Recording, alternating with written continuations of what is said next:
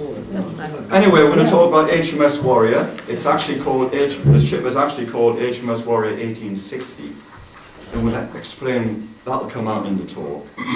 I'm sure you've all seen it at Portsmouth. There's the picture in the top right-hand corner is one taken at its dock in Portsmouth. Now, at the time it was launched in about 1860, it was the pride of Queen Victoria's fleet.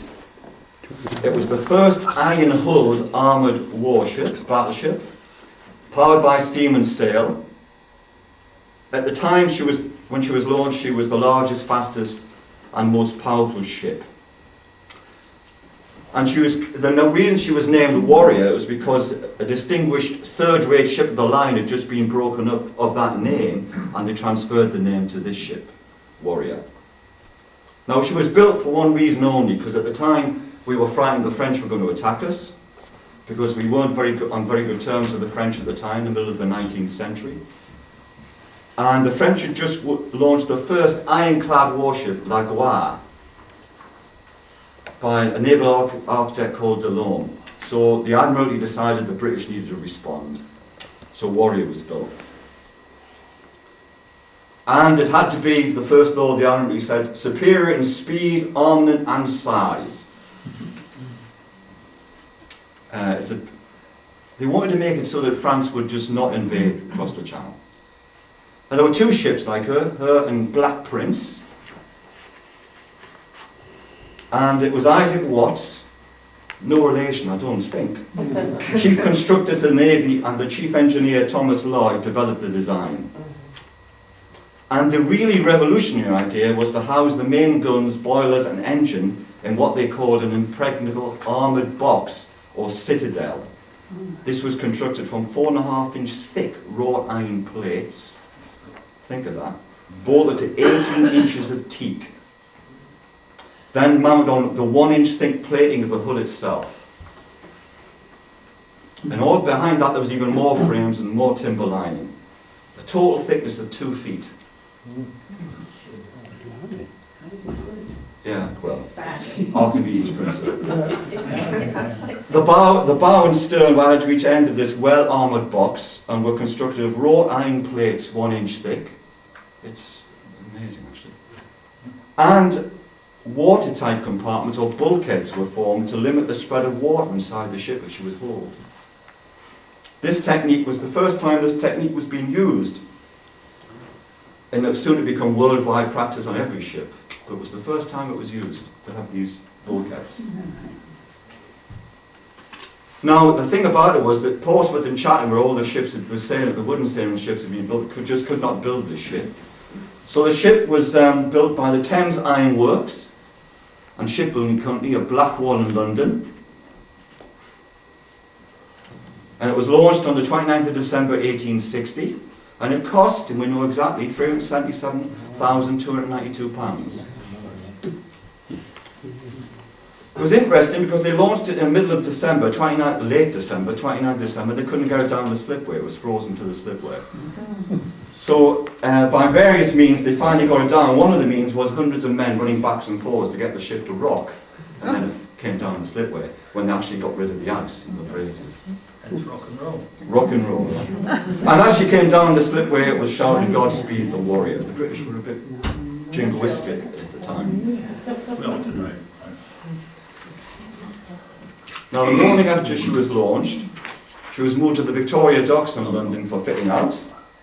And a week after she launched, she had her first member of the crew, sensibly the engineer William Buchan, because the ship was quite technologically very advanced for its time. And finally, March the 1st, 1861, they got steam up. But they still were fitting armoured plates.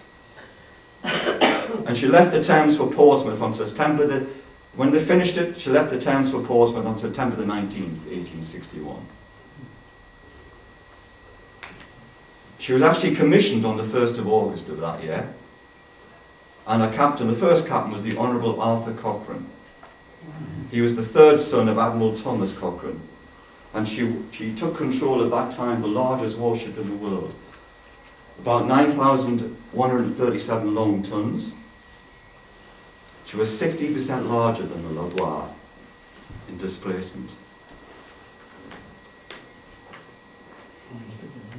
She was the first one to really combine the use of sail and steam, and I'll talk a little bit about that in a few minutes. She started active service in June 1862 with the Channel Squadron, patrolling coastal waters, and she had a couple of sails to Lisbon and Gibraltar. When her first commission ended in 1864, she spent 2 years in harbour. Then she rejoined the Channel Squadron for a further 4 years. It seemed Warrior's career would go on forever, but that wasn't the case. She actually never fired a shot in anger. It's interesting, I put some of the statistics on here of the ship, which just for your own interest, but she had a crew. Now, press gangs had been abolished, so all the seamen were recruited for a fixed period and could then really enlist or take a pension.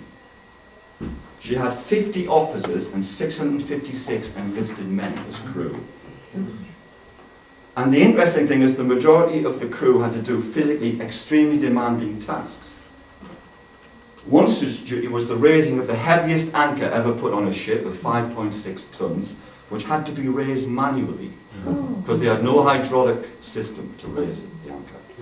It took 100 men to raise the anchor. So the day-to-day life of the crew was no different really from the people in full-rig sailing ships of Nelson's time, actually. It was just physical hard work. And the majority of the crew lived on the single gun deck, with their hammocks strung up between the guns. That's where they lived. The hulk, when they finally took it to Hartlepool to renovate it, that's her under sail. That's the gun deck, that's the hammocks between the gun decks. The captain's quarters are salubrious, and there's the actual shows a picture of the armour plating, and you can see where the trunk engine was mounted down there. And the reason why it was mounted down there is horizontal cylinders, so they could get it below the waterline. And they thought if below the waterline, a direct hit would not damage the engine. And the figurehead was recarved in the 80s from original pictures of the figurehead. Sorry. Have that. You have that. The figurehead was recarved, but I thought the shape, the actual state of the ship, and if you've seen it with Portsmouth now, the amount of work that was done on it was amazing. Well, thank you very much, George. Big hand on the door. Thank you.